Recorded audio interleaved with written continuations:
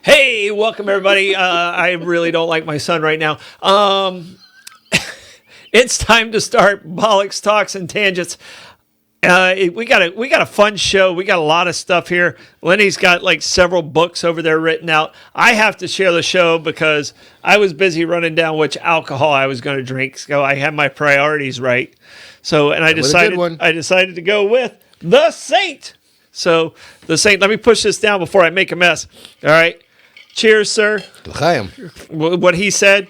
Phlegm. You need phlegm. A phlegm? Phlegm, yeah. Is that what that means? No, it means to life. To life? L'chaim, Okay. life. I always wondered what it meant. Yeah, life. It means to life. Yes. Okay. That's not your word origin, though, is it? No. All right. So cheers. We'll say that one for the high holidays. Whew. Woo. All right, but Tasty. we got a great show. We're doing variety shows and the history of variety shows. You know, how it got started with, we're going to go into some vaudeville, some radio, some golden age of television. Golden days of yesteryear. Yes, and I'm going to share the show. And, Lenny, you're going to tell the people about the wonderful pub at Meehan's. Oh, well, please don't go tonight because you're not quite open. But when you go, it's going to be pristine, a brand new floor in the kitchen. I mean, I tell you. I mean, we rave about the food. We rave about the staff. We rave about the location, the 3 bars, inside, outside, and upstairs. But you know what? The care that Reggie puts into that building, they've been closed for now. It's going on close to, I'm going to say 10 days almost, maybe a little less. But they replaced the entire quarry tile floor in the kitchen. They've painted. They've refinished the tables. Pristine isn't even going to be a fair word. It's just going to be almost brand new. Mm-hmm. So when you have a place that is that well put together with the quality of the food and the caliber of the staff, when they reopen, go to Meehan's. Tell them we sent you. I can tell you, I'm excited. You'll see us there. I'm excited about it, and it gives you so much confidence. This is one of our regular stops, one of our regular watering holes. He Absolutely. takes such care in making sure he's putting out a great product. So, a lot of people would have just, we'll get to it next week. We'll get to it next week. Reggie never does that. He gets it done, and he puts his hands on. I mean, he's doing working, the work. He's working doing every the work. single day. And you know what? I admire a place that's not afraid to close for a couple of days to do the right thing. Yeah. So 100%, 100%. All right. Our other sponsors out there, St. Augustine Distillery and City Gate. I saw Will last night. I went to a little fundraiser at the distillery last night. They got a new rum coming out. Oh, yeah. And I can tell you right now, it could be the best rum.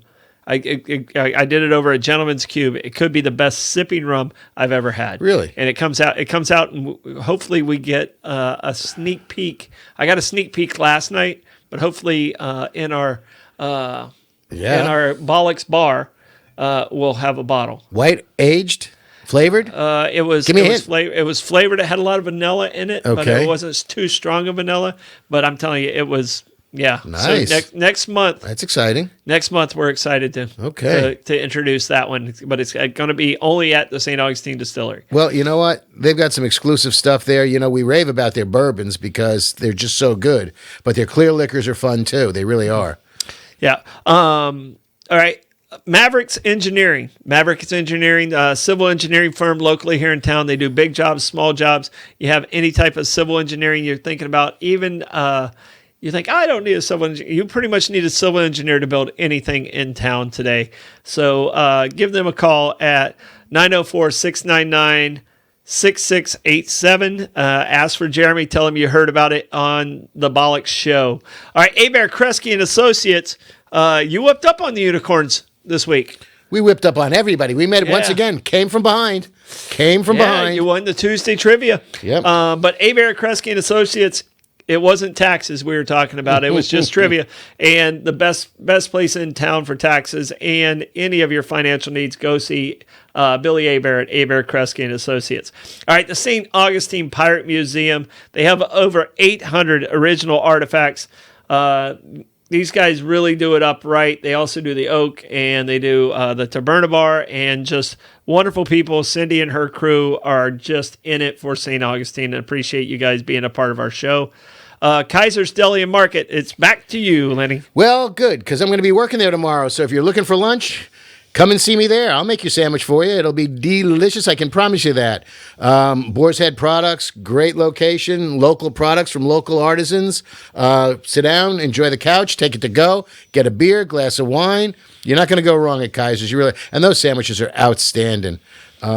I brought one to a friend of mine who owns a restaurant. And, every now and again, even if you own a restaurant, you don't want to eat the same food every night. So I brought him the Bada Bing, which is our version of your Italian cold cut sandwich. He was over the moon, and he was an Italian from New York, so he knew what he was eating.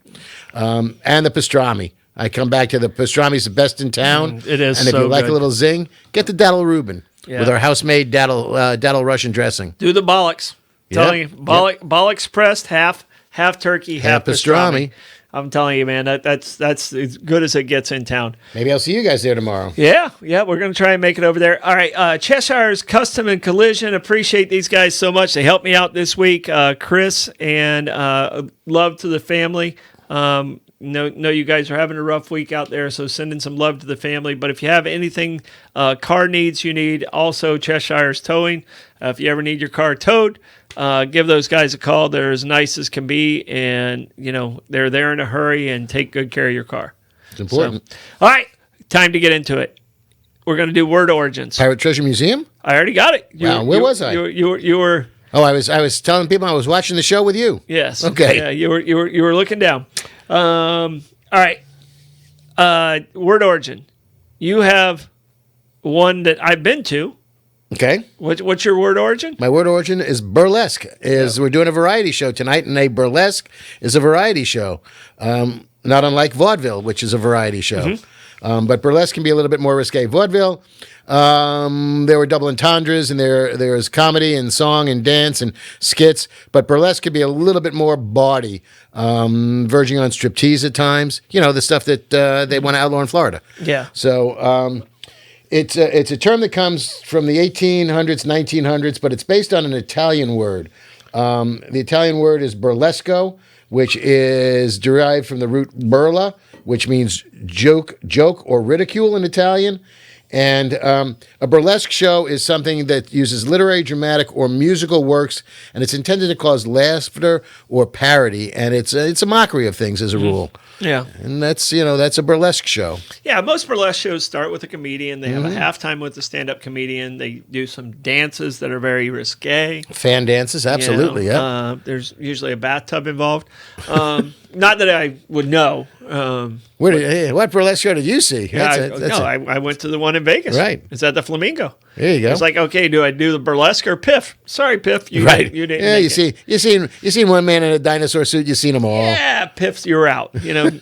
Naked ladies, not so much. But no, right. They're usually entertaining. Very much so. And usually the comedian steals the show. Yeah. And most drag shows are burlesque shows. By definition, burlesque absolutely, shows. because it's parody. Yeah, So, absolutely. Yeah. And some of them are so clever. Mm-hmm. Just the drag show in Jacksonville is a blast. Yeah. You have an absolute blast up there. So yeah, I just try and avoid sitting in the front row unless you want a lot of attention. Exactly. Yeah. Right. Try to be low key. Yeah. But I get a kick out of it. Some of the most clever stage names are drag queens. Oh yeah. Just simple ones like Birth of a Nation. Yeah. Virginia Ham. Just the easy ones. Yeah. That's the low hanging fruit. A lot of. Yeah. A lot of vagina. Yeah. But no, that was Michael Myers. Right. I was going to say, right. That was. All right. We're here Austin to talk. Powers. Okay, that was yours. I didn't do my word origin yet. Mine is pass the buck. All right. So pass the buck. I'll take it. You thought the buck stops here. Well, that was Harry Truman, yeah. Harry S. Truman. That's a little sign he had on his, what's the name of the desk? The Resolute Desk. The Resolute Desk. Everybody saw it last night. The Resolute. Everyone saw the Resolute Desk in the tape recorded that was supposed to be live. But the Resolute Desk, that's what Harry S. Truman had on there. Mm. But this is pass the buck. So I thought the pass the buck would have something to do with hunting or something with a deer or like an antler or something like that. But it has nothing to do with that. It has to do with poker. Okay. All right. And it has to do with they had a little kind of chip when you're playing poker, and that sat in front of the person that was supposed to deal the hand. Yeah. And it goes around. And sometimes the person didn't like to deal. They just don't like to deal. So instead of taking that responsibility, what did they do? They had passed the buck. They had passed the buck. And now pass the buck just means handing off your job to somebody else. Right. Right. Ducking responsibility. But which is what that was, I guess. It's exactly what it was. You just you didn't want to deal, and you had the right to do it. You just would pass the buck, because usually if you're dealing and you're playing last, you have advantage in the game. So whoever passed the buck gave up their advantage, but they were giving up their responsibility. Very nice. So, but I didn't. I play a lot of poker. I didn't realize that it came from that. Did you know that? No, I did not. No. Okay. But so I'm glad I found one you didn't know. I do like poker. Mm-hmm. Yeah. Poker. And poker, trust me, I hardly know her. Exactly. And me, I can't do the mathematical permutations. I can do the gut draws, the feels, the sense of it. I can read a couple of people, but I'm not like the Unabomber with my hood tied tight and my sunglasses on with the mirrors. You know what? But I can fake a poker. I played a couple of poker tournaments in Vegas where I did very, very, very well. Yeah. I never sat at a Texas Hold'em table in Vegas. It's just it's too much going on. A lot of people moves fast. A lot of people move, and I get aggravated with the person. Like I don't even like sitting at tables with people that don't know how to play blackjack. Oh yeah. And they're hitting on like 17 and taking your card or they're killing a card that drives you crazy. So you get mad at me then? I coach you a little bit. Of course, you get mad at them until they take the card, and then you're sitting on a 10 and you get another 10, or you're sitting on a 10 and he drops an ace. All of a sudden you're a little less aggravated at the person when you do win that hand. It never works for me like that. It all right. Doesn't work for me like that. So I mean, I play video poker, where it's just me and me against the game and stuff like that. But when you play against, the true gambling is when you're playing against other people. Right. So when I was playing ball, there's 3 things we did as baseball players. We played ball, we drank, and we gambled. Yeah. And most of the gambling games that we played were like euchre or tongue or Trump type games. And I'm very good at Trump style games. Let's play some euchre, baby. Yeah, I gotta have a good euchre partner. Okay. Though. I don't know. Well, anytime you need one, I'm your man. Okay. That's how we got through college. Left or right ball. Yeah, that's how we got through college. We played euchre, and I'll tell you about the ancient rules later. Yeah. Oh yeah. Yeah. So euchre is one of the older card games out there, and a lot of people in the South don't play them unless you're a baseball player. Okay. So, I think it was fairly common up north. Midwest. Okay. Yeah, no, I didn't know anything about euchre until I got to college and we were playing it in the fraternity. And you know what? And the great bonding aspect of that is, I graduated college in 1980, and 3 times a year, my fraternity brothers and I have a euchre tournament, and we do it online. There's an app called Trickster, so there's a host app that handles it for us, which is just a regular app, but we get together, and there's about 20 of us that have been doing this for 4 or 5 years now in the tournament phase. And it's great because you reconnect with people that you've known for 40, 45 years. Wow. It's fabulous. It really is. Yeah, great camaraderie. I play with some guys who are pretty good at cheating. Well, you can't do it online. That's the problem. You can't cheat online. That's the problem. So you can't renege. You can't snake a deal. I could probably take them. Yeah, you can't eyeball your partner. Table talk, baby. Oh, throw off. Yeah, throw off. Well, there's a team that does very, very well, Pink and JT, and we're still not convinced that they haven't figured out how to signal. And this is a Zoom thing. They might, one person's one guy was in Colorado, one guy's in Texas, and we still haven't figured out whether or not they've signaled in some way, shape, or form. They might have a burner phone just for euchre. Yep. So no offense, boys, if but you're just too damn good. You know what you're doing. Just too damn good. What you're doing, and all of us always knew what those guys were doing. So, but when I played travel softball, how it worked is, we get a ticket, and this is when you actually had airline tickets and stuff like that. So you get a ticket.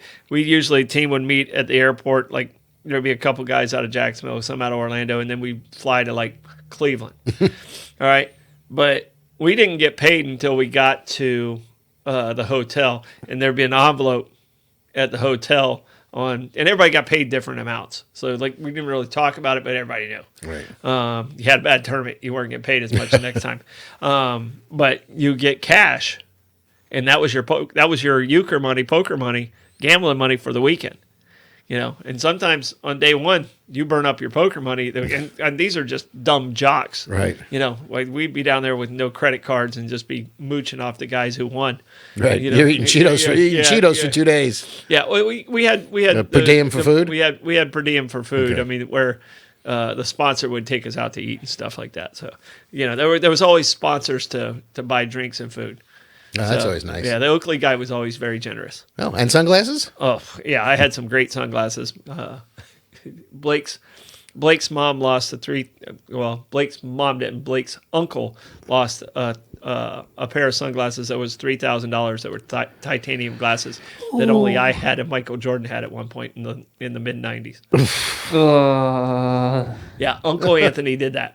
Yeah. So no, but it was supposed to be a 1-day tournament, and it was a money tournament, so it was playing for cash for the sponsorship, and it rained all day Saturday, and I had promised Blake's mom I'd be home on Sunday, and I actually made the lead marketing guy from Oakley call and they hooked me up with a suite and gave her those sunglasses, not me. I was like, you got to give them to her, not me. Right. So about 3 years after having those sunglasses, really sweet titanium Oakley sunglasses, he went in the Atlantic Ocean. She said, "Don't go under the water." Oops. Gone forever. And now some shark is styling. Some dolphins like, what do you think of my titanium glasses? Yeah. Yeah. So, all right. Variety shows. All right. All-time favorite variety show, or which variety show do you think you watched the most of? Probably Laughing, but it's more like a skit show. Laughing and they're Saturday Night Live now, but I didn't used to watch a lot of Saturday Night Live then because I was always working on Saturday nights.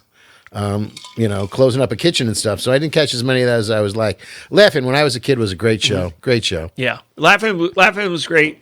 But the two on my list that I think I watched the most of was Hee Haw. Right. And the Carol Burnett show. Right. And Carol Burnett's another skit show. Right. But I think it needed to be in, and it was in all my, when I Googled variety shows, it kept showing up as a variety show. And the Jackie Gleason show I watched. But I guess the Ed Sullivan show was, when I was a kid, it was, everybody watched the Ed Sullivan show on Sunday nights. It was, must-see TV. Mm-hmm.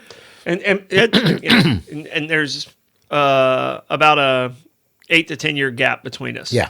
And Ed Sullivan was just a little bit before my time. Yeah, so he finished in 71. Yeah, I don't remember any. I mean, I was 4 when he did his last show, and I don't remember any of the Ed Sullivan show watching it. I saw obviously the Elvis. I saw obviously the Beatles, the important ones, the Rolling Stones. The important ones, the musical artists that were on there. What an amazing pantheon of people he had. He had literally almost everybody. Yeah.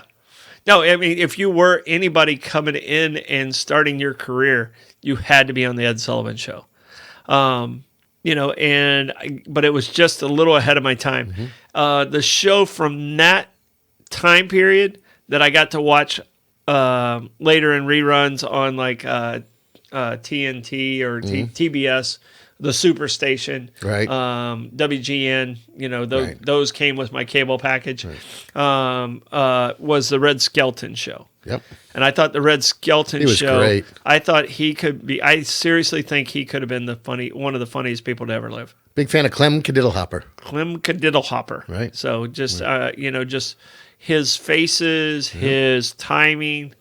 You remember the Seagulls? Yes. But the thing I remember about him was at the end of his show, he always did this monologue and kind of lasting thoughts.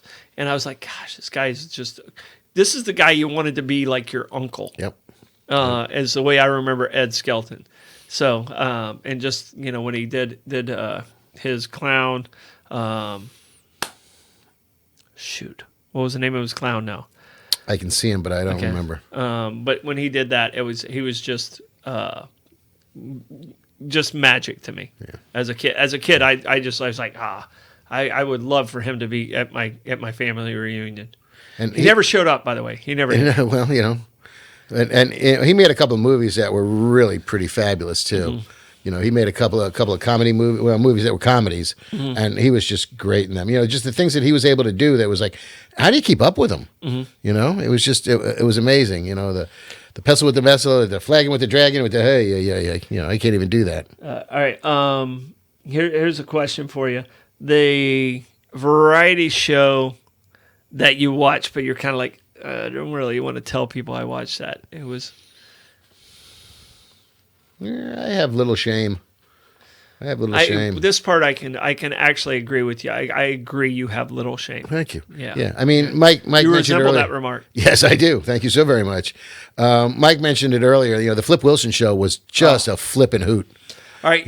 Okay. Because the devil made me do it. I have Flip Wilson down there. I think Flip Wilson was also one of the funniest guys out there.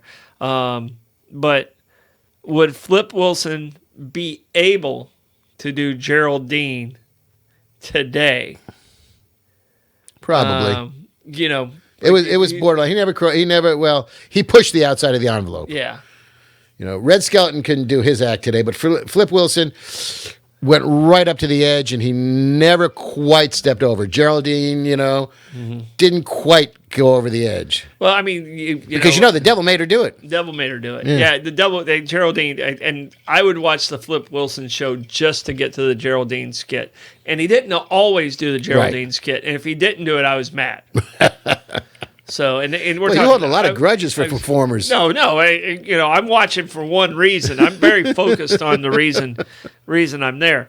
But the Flip Wilson show is one of the ones I had down there.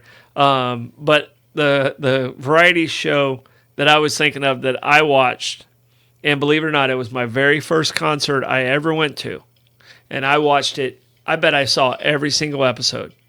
You see what I got written down right there? I do. I see a bunch of gold lame, baby. Bowser. Yes. Sha-na-na-na, sha-na-na, get a job. Sha-na-na. That voice was so deep it came from the basement. Yes. Sha-na-na, Bowser. The entire show, I love the music. I still love 50s music. But it was the very first concert I went to. Okay. It was at the Daytona High Life Fronton. Okay. So they used the court as a stage. Probably great acoustics coming off of the marble wall. It was or the granite wall. It was wonderful, wonderful concert. And like I said, I always like 50s music anyway. But the Sha Na Na show is my embarrassing love. So do you have a gold lame jacket in your closet? I do not. I do not have any Sha Na Na paraphernalia or memorabilia. But I feel like I probably should. So, all right. I see Melissa saying the Donnie Marie show. I don't know if you guys heard the story of Donnie Marie, but Marie Osmond, I'm still angry with her because she's the only person I ever wrote a fan letter to, and she still has yet to write me back. I was brokenhearted at age 9. Yeah. And haven't gotten over it. I have not. I'm still bitter. I'm still bitter about it. And Bobby brought up, here comes the judge. Here comes the judge. Order in the courtroom closed. Here comes the judge. Yeah. So there was some great memorable stuff out of the Flip Wilson show. Oh, it was wonderful. It was wonderful. All right. So how did these variety shows start? You talked about burlesque, and you talked a little bit about vaudeville. So where did they went way back? I mean. You had the Jackie Gleason show. You had, Ed Sullivan started in 1948. But a lot of them started on the radio. That was what was interesting about it because they started on the radio, and then when television came into play, they morphed into television. So there was a lot of that crossover because Ed Sullivan actually started on the radio. You had Burns and Allen started on the radio, and then they were on a variety show, but there was that quasi sitcom that broke the fourth wall because they would actually talk to the audience in front of the curtain, and then they would go do their show with Rochester and everybody else. Rochester. All right, so Burns and Allen, obviously before both of our times, really. But when they were on television, she passed well before he did. Yeah. Because he lived like 600 years old. Well, he was God. It was he was God. Well, oh God. Yeah. But I said this term to Rebecca, which is, as we were leaving, I said, "Say goodnight, Gracie." and she had no idea what I was talking about. And it's the gap in the age. Right. So, But it's funny you say that because we're all, we keep mentioning laughing. Say goodnight, Dick. Yeah. Yeah. So that was, he would say, say goodnight, Dick. Good night, Dick. Yeah. Good night, Gracie. Yeah. So, but it came from the radio show, Burns and Allen. Mm-hmm. So, and like you said, fabulous. She absolutely brilliant, and her timing was amazing. Yeah. So for someone who has mediocre timing, I can really appreciate how she was 100% always on her game. And it's funny because I was watching a movie, every now and again I'll watch a movie on Turner Channel Movies, or there'll be, Hulu now has a bunch of, movies, and they'll put up some old movies from the 30s and 40s and 50s. And there was one, sort of a quasi-noir comedy, and George Burns wasn't in it, but Gracie Allen was, and she was sort of the star of it. And she was still that same ditz. But again, the timing that she did, the physical comedy that she did was, you're just looking at it and you're mesmerized at her ability. Yeah. No, and the one thing I really appreciate about comedians is, here she is. She completely played the role of the ditz, but she was brilliant. Oof. Smart lady. Betty White, brilliant. Oh my goodness. Brilliant. A lot of, and I didn't realize this until recently in the Golden Girls, and I love the Golden Girls, and I'm not going to lie. I'm more of a Blanche. Right. Personally, I see myself as a Blanche. But Betty White's character, they gave her scenarios, and then the other ladies had to play off of her, and many of their scenes were written. You need to Google like some of the Golden Girls, some of their best scenes. They gave them a topic, and the three ladies are sitting at the dinner table, and they just went. Well, ad-libbed. Yeah. Or improv. Ad-libbed. Yeah. They improv the entire thing, and some of the stuff, you would see these two ladies that are playing opposite of her just crying, but they just left it in.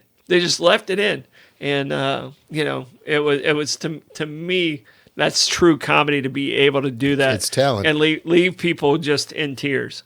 So, and I don't think there's anything more gratifying, maybe saving babies, but being able to make people laugh and have a good time. Mm-hmm. So, and people are asking, "Oh, why are you still doing trivia?" I'm telling you right now, it's fun for me. It's a lot of fun. It's fun for me. I enjoy it.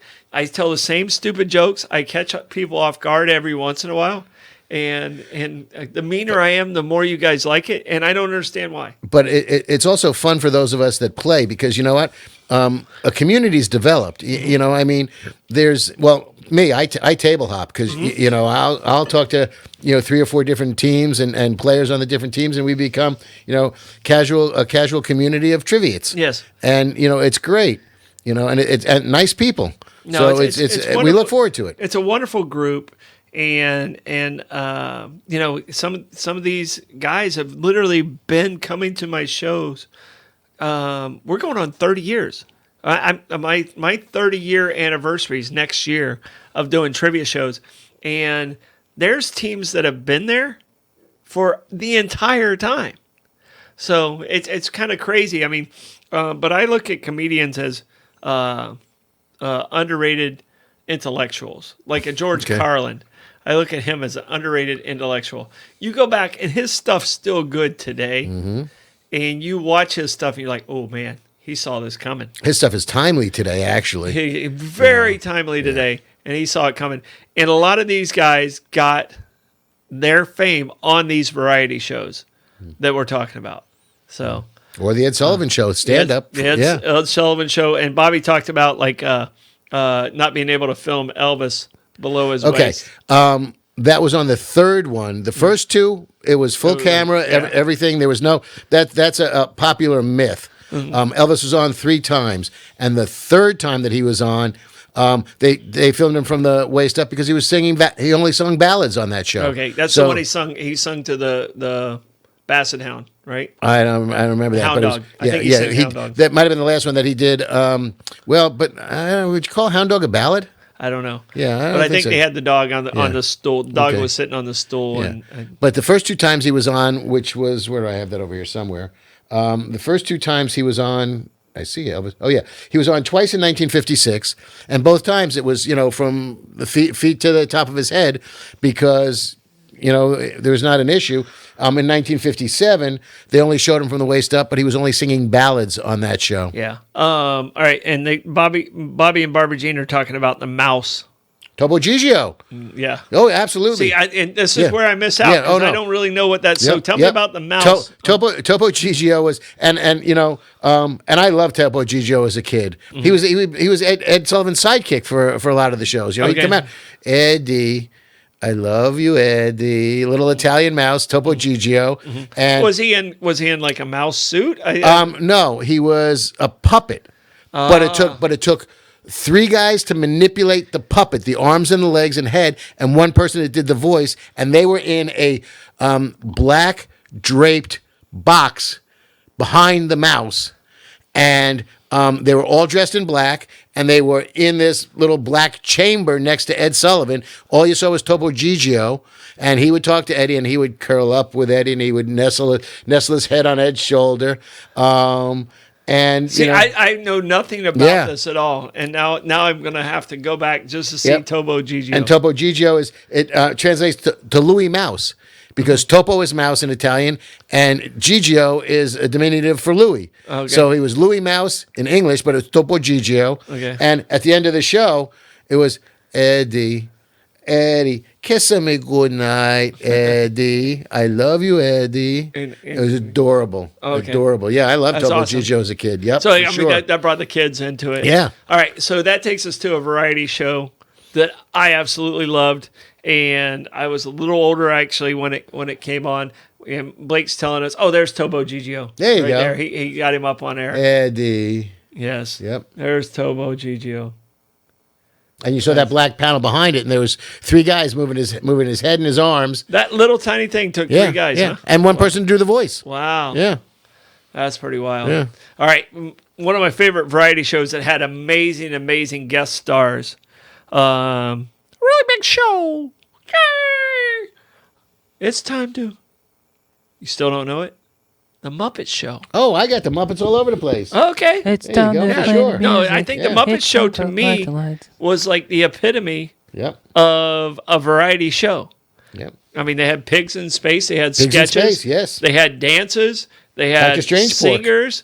They had comedians. Yep. Fozzie Bear. Yep. And the celebrity stars that were on that show, 1 shot. You were on the Muppet Show once, only once. You only got to come back once. You were only on once. Okay. Yeah. I felt like Stallone was on there more than once. According to my research, and I got a list of people. I mean, you name it, they're on there. Steve Martin, Sylvester Stallone, Julie Andrews, Carol Burnett, Christopher Reeves, Raquel Welch, Dom DeLuise, Liberace, Zero Mostel, Vincent Price, Linda Ronstadt, Alice Cooper, Diana Ross, Edgar Bergen, and Milton Berle, who were personal favorites of Jim Henson, Elton John, Gene Kelly. Mark Hamill played a dual role. Mark Hamill came on as Mark Hamill and as Luke Skywalker. Okay. And Monty Python, they wrote their own song for the Muppet Show. Oh wow. And Rita Moreno won an Emmy for I guess it was one time variety show type of thing, not if you did a 1 shot. And it was Peter Sellers and Bernadette Peters were nominated as well. So they ran the gamut. But I'm big fans of the Swedish Chef. Oh. Don't understand a word he said. Yep. Yeah, with the Swedish meatballs that would bounce. Yeah. And Mr. Hotelli, Waldorf, and Statler. Yeah. That's your hotels right there, baby. No. I'm telling you, they were in the balcony. Up in the booth, yeah. Yeah, they were in the balcony, and those guys were just amazing. All right, Talk about hecklers. Blake, I think, remind me tomorrow, which of the Muppets is your favorite Muppet, I think is our question of the day tomorrow. Oh, okay. So which one do you think is Swedish Chef? Yeah, I'm gonna go with Swedish Chef. You gotta have a warm spot in your heart for Animal. Yeah. And Dr. Teeth and the Electric Mayhem. Great band. Yes. But Solid. everybody loves Kermit. But yeah, Statler and Waldorf, because they were just such curmudgeons. Yeah. I can kind of relate. Yeah, and I was a Fozzie guy. Yeah. I like Fozzie Bear and Bad jokes. Bad dad jokes. I'm all about the dad jokes, yep, and the Fozzie might have started that with me. But I think as far as the Muppets from the Muppet Show, if you go Sesame Street Muppets, it's probably Oscar. But from the Muppet Show itself, I think I'm leaning towards Fozzie, and then I like Kermit. How can you not? Kermit held shit together. Kermit. Yeah. You know what I found really interesting and just bizarre, actually, is before they did their show, which started, and I guess they were on the air in 1976, but they did a couple of specials in 74 and 75. You know what their 1975 special was titled? What's that? Sex and Violence. Absolutely. It was confused the daylights out of me. Yeah. Yeah. That's wild. Yeah. That's wild. Melissa just asked if the Gong Show would be considered a variety show. I love the Gong Show. We questioned this because I put the Gong Show right there with America's Got Talent. Okay. And some of those, a little bit different, but I love the Gong Show. It was technically considered a game show. Right. But the Unknown Comic, Gene the Dancing Machine, DG the Dancing Machine. They actually had some real Chuck Barris. Yeah. Super Spy, Secret Agent. Yeah. Maybe yes, maybe That's no. beautiful. We don't Beautiful. know. Yeah, Yep. I think it might not be true. Somebody say, that was so good. I love that, but then again, I love rope burn. Yeah, It's like, the things he would come up with was just, oh my goodness. No, I really enjoyed the Gong Show, but I think if we count that, then we got to count America's Got Talent. It's okay. I also think you Your should. microphone. Blake is protesting. We can't hear Can you you. hear me now? Beep, beep, beep, beep, beep, beep, Talk in the beep. microphone. Can you hear me, please? No. I think we forgot to turn on the speaker in here. I'm sure no, if I did. I heard you earlier. Lenny did. Then that means the speaker's dead. you got anything. The speaker's dead. The speaker's dead. Don't yell at us. Why are you yelling? You just yelled into everyone's ear right there. Okay. So Blake So turn Blake your said, microphone on. Blake said the speaker is dead. So sorry, we can't hear him in the booth. I don't know if you guys could hear him out there. The Unknown Comic was actually the masked comedian. Blake is in here trying to plug stuff in. I think Who took my brick? the brick is in the other room. You took it then. I'm getting scolded, but that's what you get for saying flying monkeys right before we went on air. So, yeah, my fear of flying monkeys is creepy and uncomfortable. Yeah, but understood. All right, so America's Got Talent. Would you consider that yes or no as a variety show? Absolutely, because you know what? It's everything. It's magic. It's juggling. It's dancing. It's singing. I don't watch a lot of it. Acrobats, yeah. But every now and again, I see something. I'm going, what the hell did they just do? Yeah. Fire breathing, climbing on stilts, standing on razor's edge. I saw a The vignette illusions that they come up with, Yeah. and the creativity that comes out of Yeah. that show, to me is amazing. With my boys having autism and having that, when they bring an autistic singer on there, I'm like, oh crap! Right. Here Tears- come the waterworks. Tears are flowing. Here come the waterworks. Can't stop. All right, can you hear me now? Yes, Blake, we can now hear you, and they said they could always hear you, so we Good. stop picking on you. All right, not to pick on anybody, but we're going to blast through our Sponsors, please. sponsors, because we got a lot more to talk about. Let's start with Cheshire's Customs and Collision. Wonderful people. A lot of love out to the family. They're having a tough day today. Vibe was closed. So those of you that know, send love that way. Kaiser's Deli and Market. We have a Come see me tomorrow. celebrity chef tomorrow at Kaiser's Deli and Market. Sandwich creator. Yeah. Lenny will be in the house. I think we might try and make it over there. Excellent. But I can tell you right now, it's the best sandwiches in town. I personally like the Bollox half turkey, half pastrami, pressed. I think it's an amazing sandwich. And Lenny, You give it a little that'll Russian on that. That'll zing it right up. it's a sandwich named after our Yeah. show. It's a good sandwich. Excellent. Coquina Coast Realty. I do commercial. I do residential. I do have some available office space right now in the Cigar Building and in the Treasury Building. So give me a call if you know somebody who's looking for some office space. We have big and small office space that can kind of fulfill everybody's needs. Also, anybody looking for a CPA, the best in town is Abear Kresge and Associates, and it's not even close. These guys, they keep me out of trouble. I have like 74 businesses, and they still somehow work through it, and I just love them. And they're good friends, smart people, and they know their shit. So That's what you want in an accountant. that's really what you want. That's what you want. All right, St. Augustine Pirate Museum. I'm telling you right now, if you have not been, you need to get your butt down there and just enjoy the St. Augustine Pirate Museum. You will not be disappointed. I'm looking forward to going back and seeing what's new and different because they constantly keep refurbishing and changing it up. Yes, they do a wonderful job over there. Also talking about refurbishing and redoing. Ooh. Meehands is right now doing that. They'll be opening back soon. I am so anxious for that opening. And I can tell you right now, Reggie and his staff do it right. You know you're always going to get high quality service, high quality food, and just pure entertainment when you go in there. They have 3 bars in one. All right, St. Augustine Distillery and City Gates. Hopefully in the next couple weeks we get to give the release of the new rum that's coming out. Real excited about that. Will and the whole crew over there at St. Augustine Distillery. They give amazing tours, Citygate Spirits, amazing flavors and tours over there. Great flavors. Just wonderful people. So happy they're still with us as a partner. All right, Maverick Engineering. You have any civil engineering work that needs to be done, give Jeremy a call at 904-699-6687. All right. Yeah. You know Bobby what? Kaiser's is open Tuesday through Sunday. So, Sunday afternoon, as a rule, they are open. I thought you were going to talk longer. I thought I'd have a longer time to sip. Sorry, Bobby was just curious if they're open on Sunday afternoons. So No, I wanted to let him know that. I saw my moment, and Kurt says you're looking good, Lenny. Yeah, he's sucking up because I'm working for him tomorrow. And Kaiser, I don't know if you did know this, but Lenny is using less hair product, and it's still holding up well for him.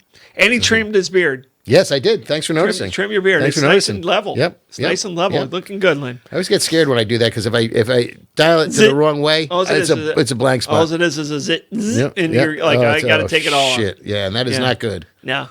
Those of you with beards and mustache understand. Absolutely. Everyone's had one big oops in their Absolutely. trimming moments. All right.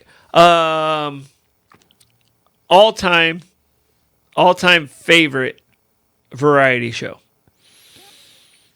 I thought we sort of touched on that, and I said the one you watched the most, but your all-time favorite. You think it's Laughing? Because that was your answer on the one you watched the most. probably, yeah, I really enjoyed that as a kid. Suck it to me, suck it to me, suck it to me. Yeah. When you have Richard Nixon going, suck it to me, and you had Gold. When that wall of doors would open with Judy with Carn the and here and here. you had Goldie Hawn with dancing in her bikini with things written on her. I thought that was Twiggy. Oh, Goldie Hawn too, Twiggy as well, but Goldie Hawn, and you had Judy Carn. Ruth Buzzy was brilliant. Oh. Alan Seuss, Joanne Worley.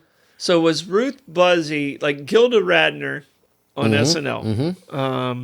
Gilda Radner, to me, I felt like was Ruth Buzzy with a little more edge. Okay.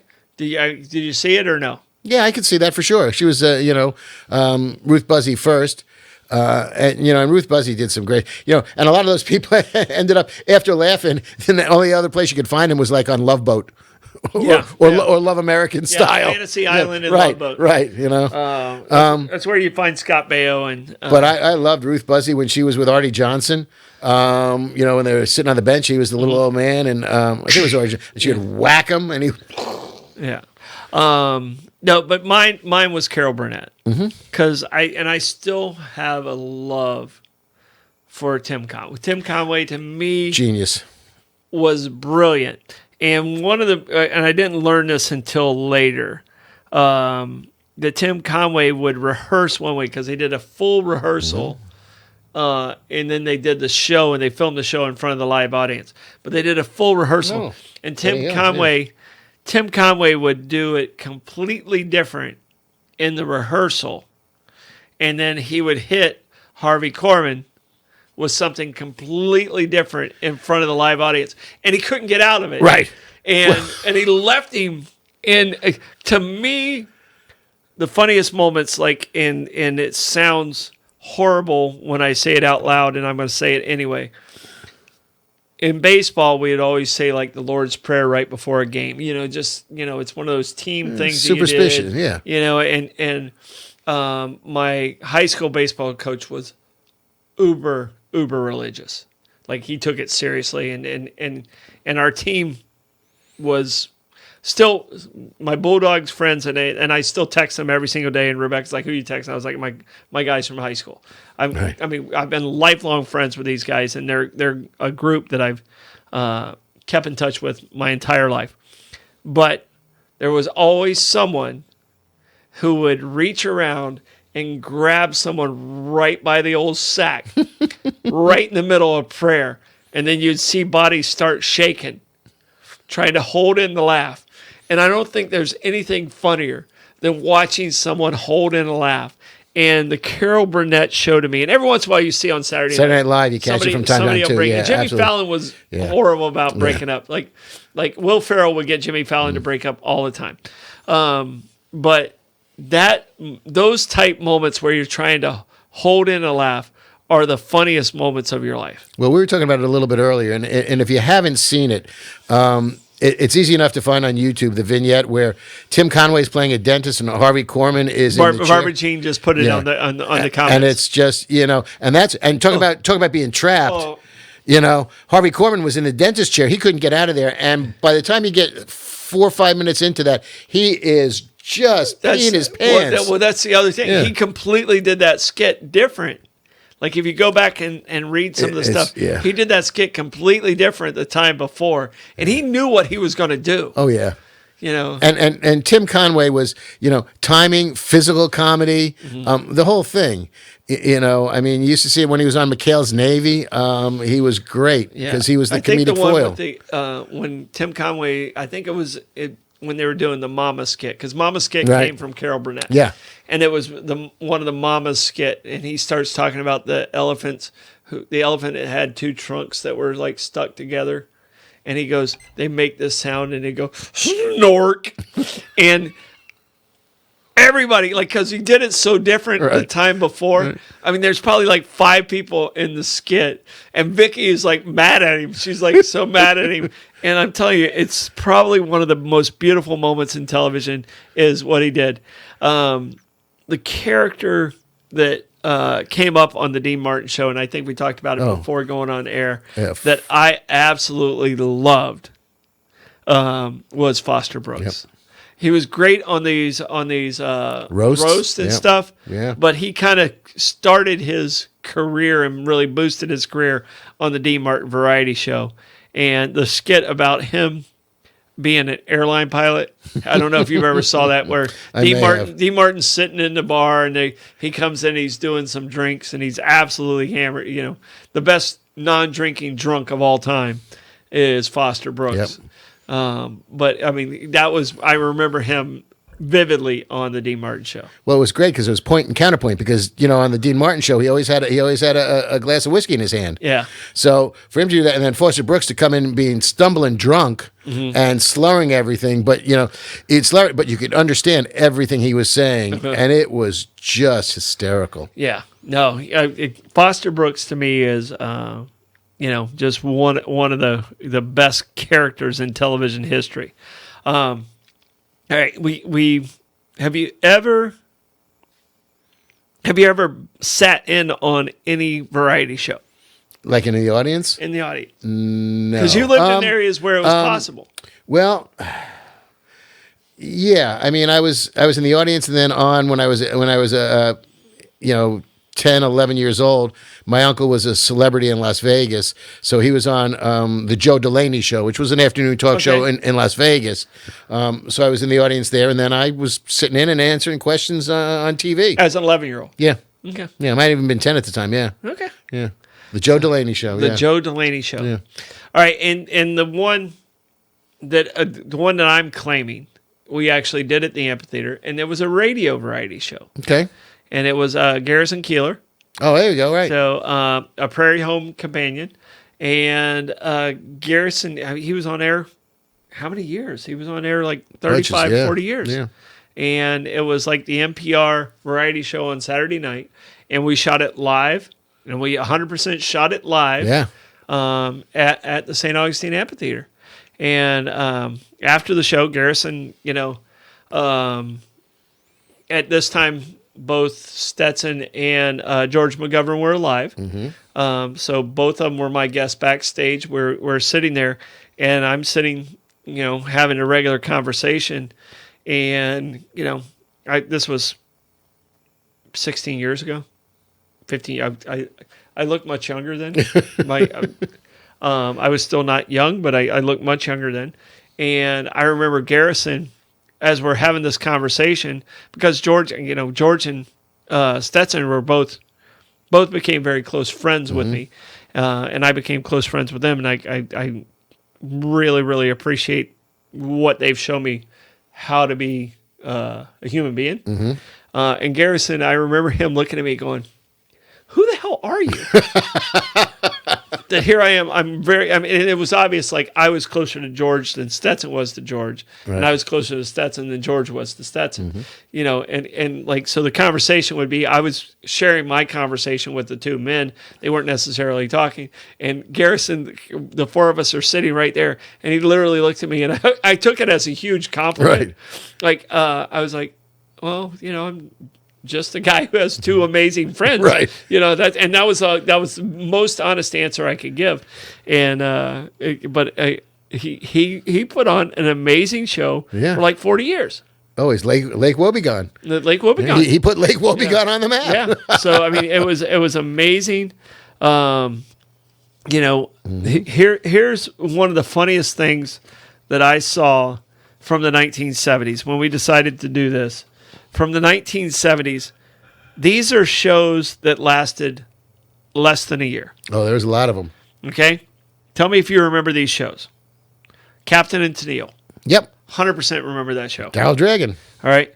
The Jacksons. No. Don't remember it all. I don't remember it all. The Keane Brothers. The who?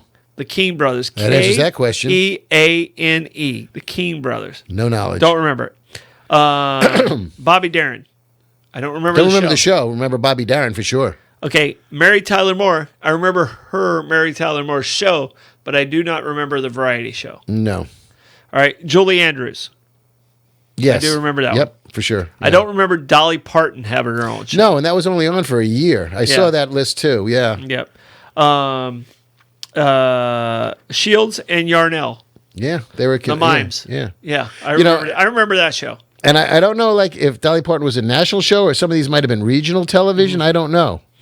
The Manhattan Transfer.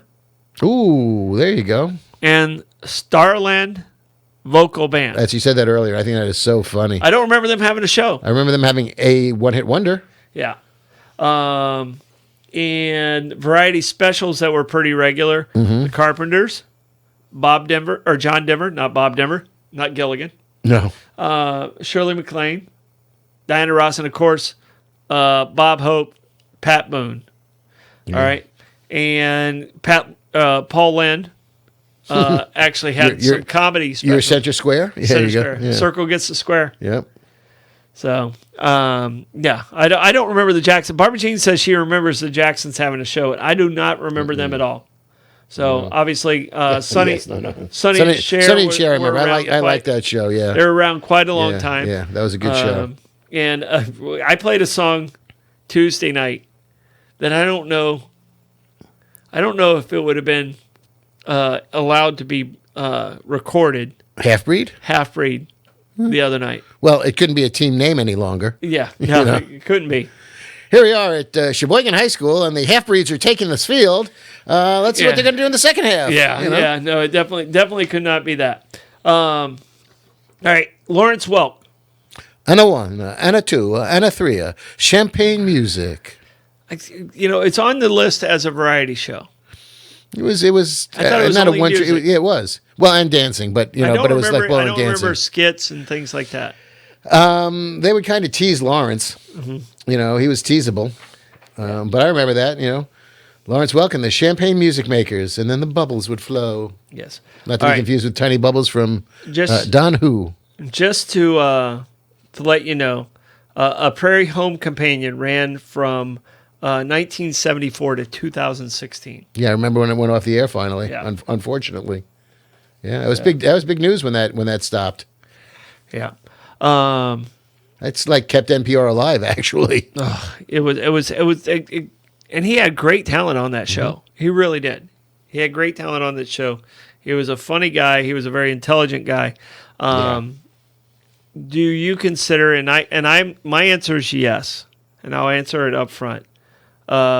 Saturday Night Live as a variety show. Yeah, you can, because it's skits, and it's got music, it's got a monologue, and it's got skits. So it checks all the boxes. Yeah. So I would you consider that the longest running variety show? I guess so. What are they going in for? 75?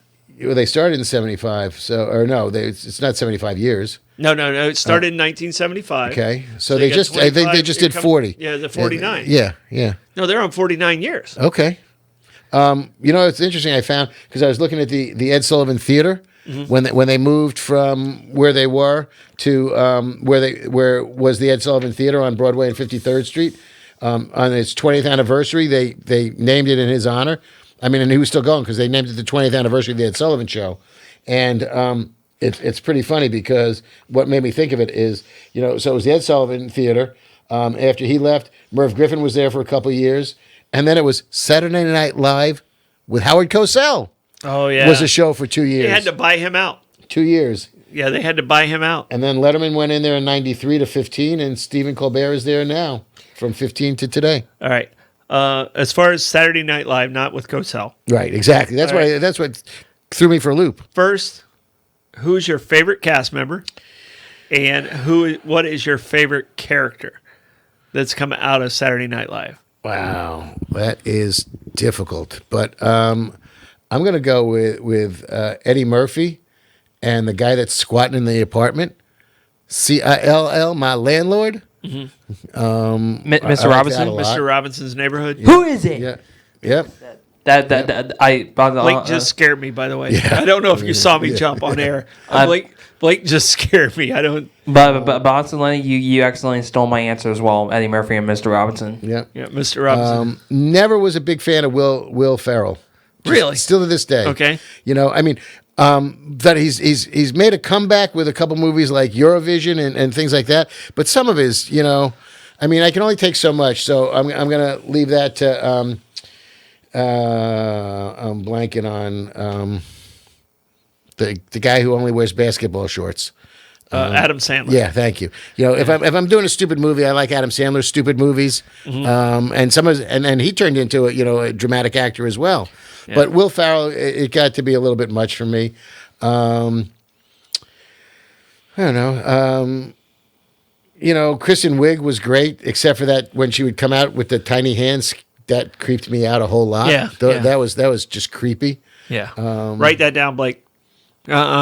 Creepy tiny hands. Yeah. Okay, if you're going to use flying monkeys against me, we're doing creepy hands against Lenny. Yeah. All right, so at mine, and I can tell you this because it hits so close to home, and Church Lady to me was one of the most brilliant, Mike Myers for sure, brilliant characters, and it hit so close to home.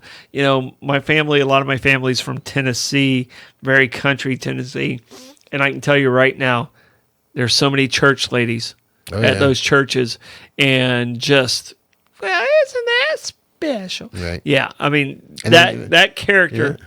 Was probably one of my favorite, and then Coffee Talk. Yeah, Coffee Talk. I'm so verklempt.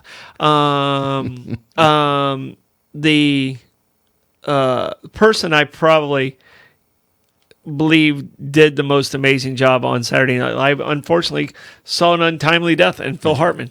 Phil Hartman and Gilda Radner. Yeah, Gilda Radner. Yeah. Yeah. And Phil Hartman. From the early days, I'm still a huge Bill Murray fan. Yeah. I mean, I think he could read the phone book and make me laugh. Nick Rales? Yeah. The lounge singer on the Amtrak, Nick Rales? Yeah. Yep. I was more of a Loopner guy, but Yep. but Dan Aykroyd's brilliant, probably one of the funniest autistic guys out there.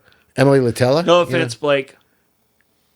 I see the look I got. Boy, oh man, he is tough today. Hey, that's what he gets for starting with flying monkeys. Yeah. That's on him. But Emily That's not me, it's Litella, Gilda Radner was just she's brilliant. Absolutely. Talk about dying too young also. Uh-huh. But Julie and I, the skit, the Californians. I don't think I know that one. It's just these vapid Californians sitting there, and it's all about it's a recurring skit, so it keeps evolving. Of the maid is the mother of one of them, and there's all sorts of incestuous things going on, and illegitimate kids. But it's all about getting around in California. Yeah. And if you take I know which one you're talking about. I know. You take the 405 to the 16, right? And then you don't want to do it at 7. Right. You want to go at I do know this. You need to be on Ventura. And that's Fred Armistead was great in that. Was it Fred and Bill Hader? Yeah. Well, then you got you get Stefan. Some of that stuff. He's talking about not being able to keep a straight face. And someone said, "I'm sorry, Bobby. I got to call you out on this. I was never a Chevy Chase fan. A lot of people don't like him. Yeah, and the more I learn more about him, right. I wish he would have stayed with the Moody Blues guys and stayed their drummer, and never been on SNL. Speaking of weird people playing in bands nowadays, do you know that John Stamos is the guitar player for the Beach Boys right now? Oh yeah, he's pretty much the heir apparent. Last time I saw the Beach Boys, he was with them here in St. Augustine. Yeah, that's just that surprised me. Yeah, Uncle Jesse. Yeah. You know what? We're out of time. Bummer. All right. You guys, appreciate you sticking with us. Appreciate all the comments, the variety shows. They kind of shaped a lot of our society. People know what we're talking about when we say cowbell. And just so much fun out there. If you guys would, please hit that share button. Come see me at Kaiser's tomorrow. Support our sponsors. Go see Lenny at Kaiser's. You might see Troy and Blake there, too. We're going to do a late lunch. We'll be there. A Bollox trifecta. Yeah, there you go. All right. Thank you, guys. Bye-bye.